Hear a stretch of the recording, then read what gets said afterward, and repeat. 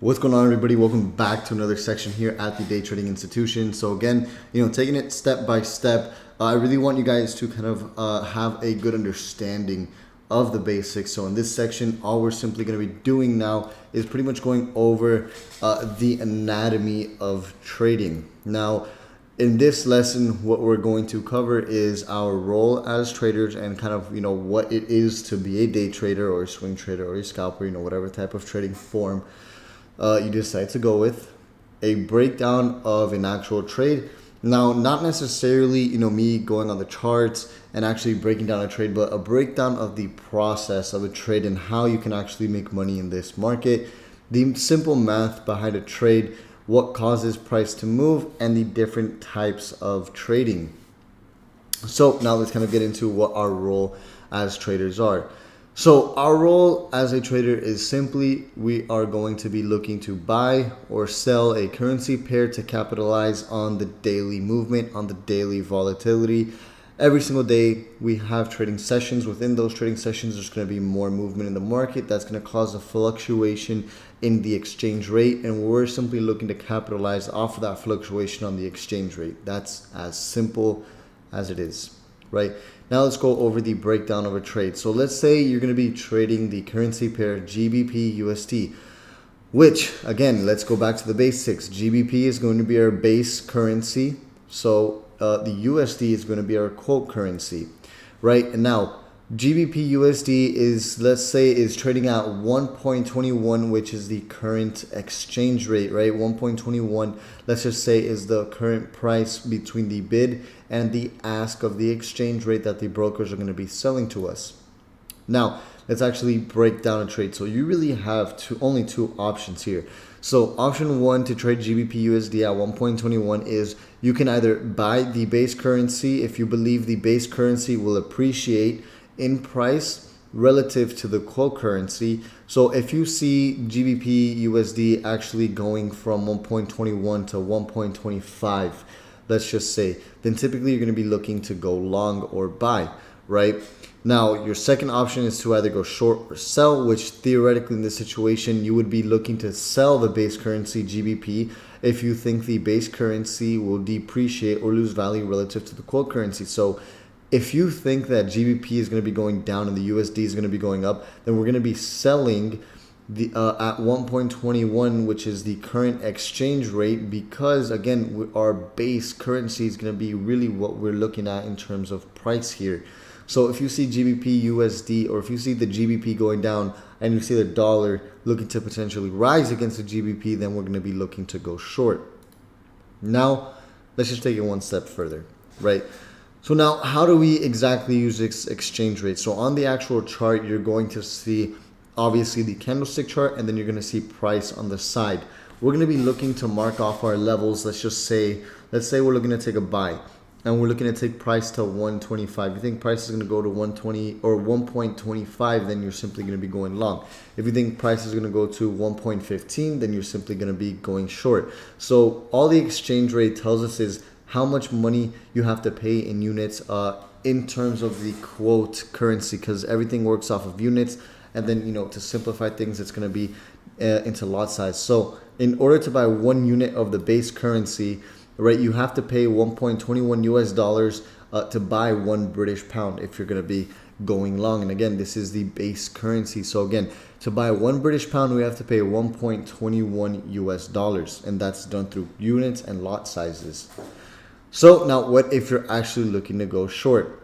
Again, it's the same thing. In simple terms, you will receive 1.21 US dollars when you sell 1 British pound. It's as simple as that. So now let's look at the actual math behind a trade. So we're going to have your action here being the trader, and then we have our base and our quote currency. Remember, the base is GBP and the quote is USD. So we're pretty much going to be trading GBP here.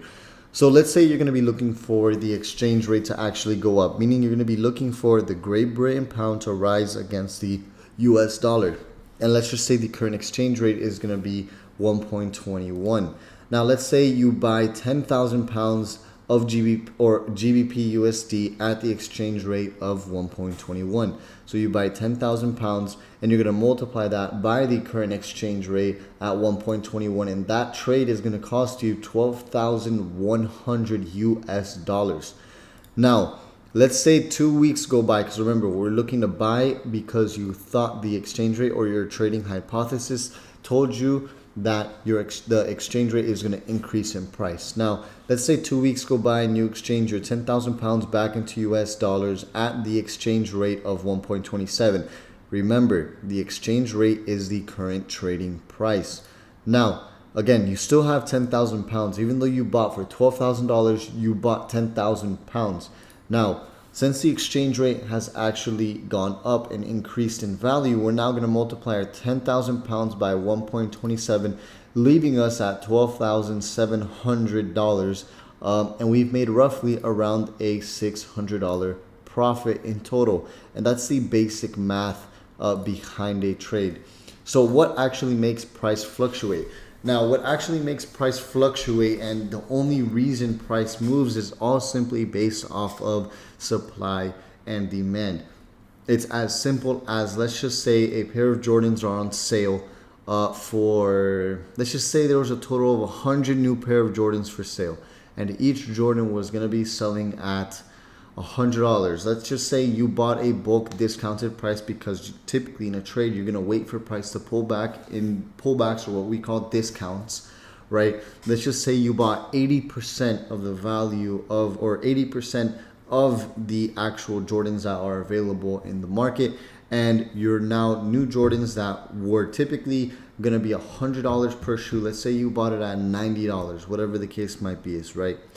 Now, all you simply did is you bought 80% of the supply of those Jordans, and now there's going to be a higher demand for those Jordans because you as a sole individual had bought the majority of the shoes that are on the market. So now there's less shoes available in the market, and the demand for the shoe actually increases. So now let's just say, since the demand of the shoe actually went up in value, right, those Jordans cost $150.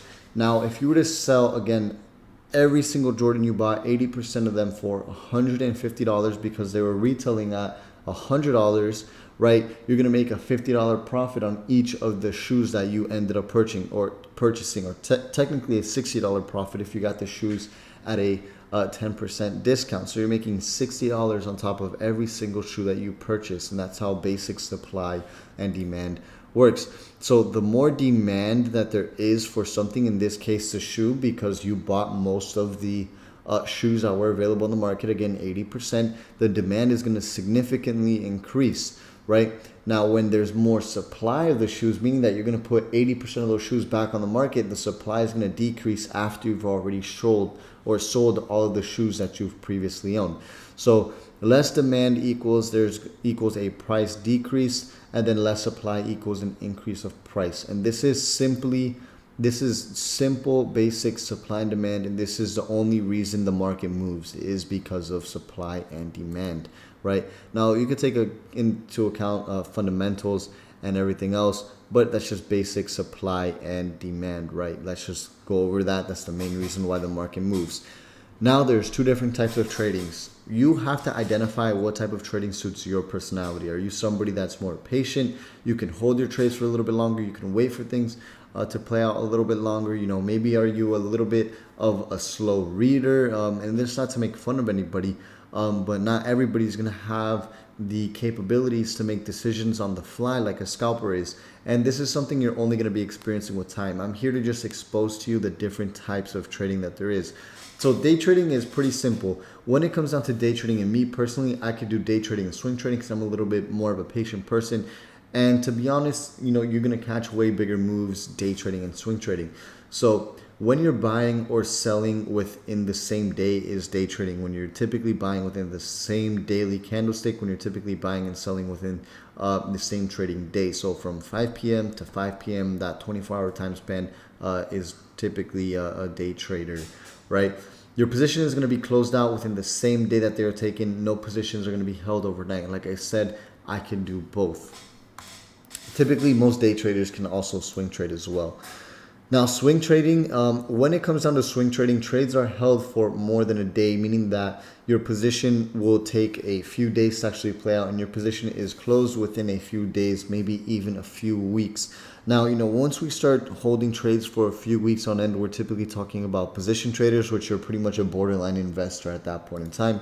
And then the last form of day trading is going to be scalping. So pretty much it's the quickest strategy used by active traders trading. When you're actually scalping, you're looking to get out of the market, you're looking to get out of the market pretty much in and out within the same hour even, right? So when you take advantage of small moves that occur with a frequently larger position size, meaning that day traders may use smaller position sizing, but again, the moves that day trader catches are a lot bigger because of the fact that we're holding these positions, we're looking for those big swings.